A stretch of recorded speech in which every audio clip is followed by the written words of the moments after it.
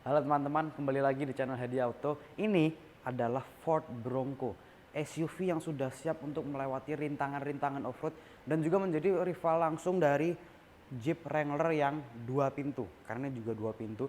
Ada juga yang versi 4 pintunya Bronco. Memang lebar bodinya sama, tapi dengan bodi yang jauh lebih panjang. Nah, kalau misalnya kesamaannya dengan Jeep Wrangler, dua-duanya itu kalau pada saat off-road itu pintu dan atapnya sama-sama bisa dilepas. Jadi kita bisa off-road tanpa pintu dan tanpa atap. Makanya sama Ford, spionnya ini itu bukan nyambung ke pintu, tapi nyambungnya itu ke bodinya langsung. Jadi pada saat kita lepas pintunya, spionnya tetap ada di sini. Jadi yang ngendarain pada saat off-road masih bisa lihat ke belakang. Atapnya pun juga bisa dilepas. Itu berlaku di 2 pintu maupun juga yang 4 pintu.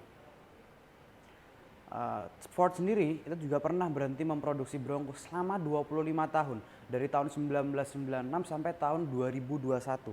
Yang sebelahku ini yang 2021 yang generasi ke-6-nya. Mereka berhenti produksi itu di generasi kelima itu di tahun 1996. Kalau generasi pertamanya itu diluncurkan tahun 1966. Nah, apa sih alasannya Ford berhenti memproduksi Bronco selama 25 tahun?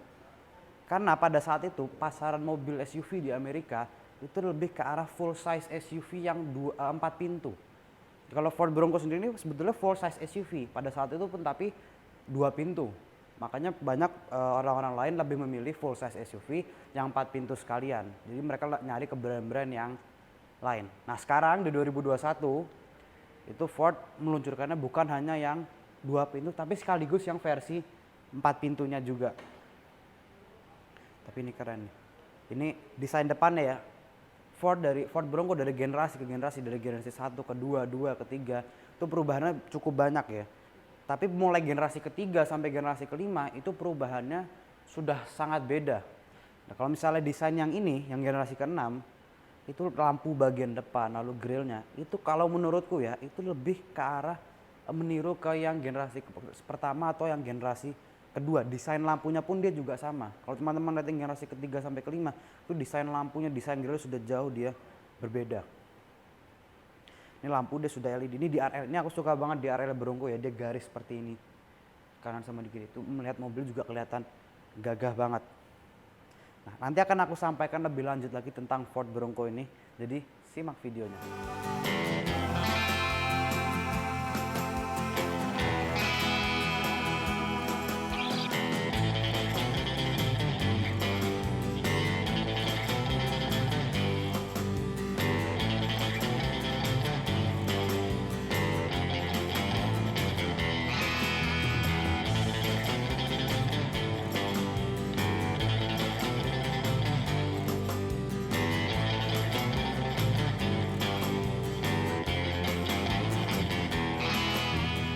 Seperti biasa, sebelum aku start, ada satu pesan yang ingin aku sampaikan, semoga bermanfaat untuk kita semua.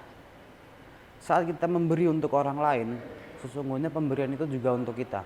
Sama seperti kalau kita mendoakan orang lain, doa itu juga untuk kita. Jadi kita sibuklah membahagiakan sesama makhluk, agar Tuhan juga sibuk untuk membahagiakan kita. Oke, sip. Sekarang kita start review mobil ini. Nah, Ford Bronco, seperti yang aku bilang di awal, mobil ini sudah melewati 6 generasi. Ini adalah generasi ke-6-nya yang diluncurkan tahun 2021. Nah, kita lihat bagian depannya ini grill yang sangat besar, tulisan Bronco-nya di sini. Ini ada kamera untuk melihat ke depan. Nih untuk off-road juga sangat berfungsi sekali pasti untuk melihat keadaan di depan juga di bagian bawah. Terus desain DRL dari lampunya ini aku nyalain desain DRL-nya. Nah, desain DRL-nya ini seperti ini menurutku, ini aku suka banget sama desain DRL. Desain DRL-nya ini sangat unik, unik banget. Di samping juga ada untuk lampu indikator. Jadi lampu indikatornya memang hanya di depan sama di belakang. Di samping di spion ini mungkin teman-teman ngiranya lampu indikator, tapi ini bukan.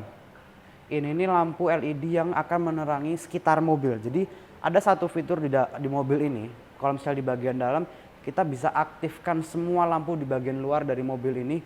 Jadi pada saat kita camping itu gelap, kita ingin menerangi sekitar nih, mobil ini bisa menerangi sekitar kita dengan menyalakan semua lampu yang ada di luar mobil ini. Termasuk lampu ini. Ini lampu yang terang juga, tadi aku udah coba nyalain. Nih keren ya. tinggi juga, mobil sudah pasti tinggi ya. Untuk off-road ini ground clearance-nya saja ini sangat tinggi. Kita lihat bagian sampingnya coba. Ini sampingnya dari bagian sini aja biar kelihatan kamera juga jadi. Nah ini kita lihat bannya nih. Ini bannya tebel banget. Memang off-road tuh perlu ban yang tebel juga. Dan bantingannya kalau misalnya di jalan biasa pun juga pasti empuk banget. Ini bannya ban AT dia, all terrain jadi. Dengan velg yang ini bukan yang besar-besar banget, ini berapa inci? Ini dia 17 inci. Profile bannya 265 70 R17. Ban yang tebel, velgnya dia 17 inci, membuat mobil juga kelihatan gagah. Ini sebenarnya kalau misalnya diganti velg lebih besar lagi mungkin kelihatan lebih maco lagi mobilnya. Ini ground clearance-nya ini. Tingginya luar biasa ground clearance ya. Jadi kalau untuk off-road sudah pasti harusnya juga nggak mentok dia. Apalagi juga wheelbase-nya bukan yang panjang-panjang banget. Nah untuk membuka mobilnya, ini ada tombol di sini. Itu tinggal masukin tangan kita aja ke sini. Mobilnya akan langsung dibuka dan kacanya ini frameless. Jadi kalau misalnya dibuka atapnya ini hanya sisa kacanya aja ini. Ada logo Wildtrak. Jadi memang Bronco itu ada beberapa varian. Ada mulai dari yang paling rendah, ada Badlands, ada Wildtrak, ada beberapa varian. Termasuk salah satunya itu ada yang menggunakan fitur disconnect sway bar. Sway bar itu jadi stabilizer atau anti-roll bar yang membuat mobil itu jauh lebih stabil off-road maupun on-road. Nah di salah satu varian yang Bronco, itu di varian Badlands, itu sway bar bisa di-disconnect. Jadi bisa diputus hubungannya, sehingga juga pada saat off-road itu permainan suspensi itu bisa jauh lebih bagus lagi, seperti foto yang aku kasih ini. Tapi sayangnya untuk yang Wildtrak itu tidak tersedia untuk disconnect sway bar. Nah ini lampu yang aku bilang. Jadi ini lampunya bukan lampu indikator hanya depan dan di belakang. Ini lampu LED yang untuk menerangi sisi kanan dan sisi kiri mobil kalau misalnya lampu semua kita nyalain. Nah ini spionnya sendiri nih, ini menyambung dengan bodi. Biasanya kan kalau mobil-mobil itu spion menyambung dengan pintu ya. Jadi pada saat kita buka pintunya, spionnya juga ikut buka. Kalau ini enggak. Ini harus mungkin hati-hati, walaupun sudah diperhitungkan sama mereka tidak akan kena spionnya pintunya. Tapi kalau misalnya kita bukanya agak kencang mungkin itu mungkin ada kemungkinan besar kena spion juga. Nah jadi ditaruh di sambungan dengan bodi supaya pada saat kita lepas pintunya dan atapnya ini spionnya itu tetap ada supaya juga yang nyetir itu masih kelihatan pada saat off-road dalam keadaan pintunya terbuka. Tinggi ya mobilnya. Ini keren sih. Keren, ini udah nyetir berapa kali dalam game, walaupun dalam game ya memang kalau untuk kecepatan tinggi ini mobil memang kurang aerodinamis karena bentuknya juga yang mengotak seperti ini. Ini kita lihat bagian belakangnya. Nah bagian belakangnya ini khasnya mobil-mobil off-road ya. Ban serepnya ada di belakang. Lalu ini ada lampunya, ini desainnya juga keren. Ini ada logo Ford di sini. Di sini ada logo kuda. Ini seperti di Mustang. Ini kita lihat bagasinya. Nah bagasinya dia bukanya split jadi ya. Satu ke samping dan satu lagi ke atas. Dan ini bukanya bisa sangat lebar dia. Dan beratnya ya lumayan dia karena ada ban serepnya. Dia bukanya bisa sampai segini. Ini lebih dari 90 derajat bukanya. Sama satu lagi ke atas untuk kacanya. Jadi nggak bisa buka kacanya aja tapi ini nggak dibuka. Tapi harus ininya dulu dibuka baru kacanya. Nah bagasinya dia ya cukup besar. Tapi ini bisa dilipat. Walaupun dilipat pun dia juga nggak lantai rata, hanya segitu aja. Tapi ini lumayan lah. Hanya segitu aja dilipatnya dia yang row kedua. Sekarang kita langsung lihat mesinnya. Jadi untuk kap mesinnya ini dia memang tidak menggunakan pegas. Sayangnya itu, karena ini kap mesinnya sendiri juga, dia berat. Ini untuk olahraga juga bisa mungkin deh. Ini berat soalnya dia. Harusnya sudah menggunakan pegas, jadi membukanya pun dia juga lebih enak lagi. Nah untuk mesinnya sendiri, ini dia 2700 cc V6 dengan twin turbo yang menghasilkan tenaga 330 HP serta torsinya itu 500 Nm. Tenaga sama torsinya itu disalurkan ke 4 roda melalui transmisi 10 speed automatic transmission, 10 speed. Jadi perpindahan giginya itu pasti juga sangat halus sekali. Nah, seperti aku bilang 4x4. Jadi mobil ini sudah 4x4 dan modenya all wheel drive dan two wheel drive bisa kita atur dari bagian dalam. Ada 2H, ada 4H dan ada 4L. Nah, bedanya apa sih 4L dan 4H ini? 4L itu 4 low maksudnya. Jadi dipakai pada saat off-road dengan mode 4x4 di kecepatan rendah. Kalau misalnya 4H itu 4H jadi dipakai kita berkendara dengan mode 4x4 di kecepatan tinggi. Kalau yang 2H ya hanya 2H tidak ada 2L. Itu 2H berarti 2H itu berkendara dengan mode two wheel drive di kecepatan tinggi. Nah, kalau top speednya aku kurang tahu berapa, tapi mentok di speedometer tuh dia 180. Ya memang ini mobil bodinya agak mengotak, jadi mungkin aerodinamikanya juga kurang. Oke, mungkin itu di bagian mesinnya. Sekarang kita lihat bagian dalam ya. Di bagian dalam ada 2 row. Kita lihat dulu row yang keduanya. Nah ini frameless dia. Kalau di Jeep Wrangler tuh dia nggak frameless, masih ada frame-nya. Ini nggak, dia frameless. Ini kalau misalnya kita buka agak kencang tadi, ini nih kemungkinan mentok ke kaca spionnya itu, dia kaca ininya. Untung dia juga frameless tapi. Kita masuk ke bagian belakang ya. Bagian belakangnya lipatnya sudah simple.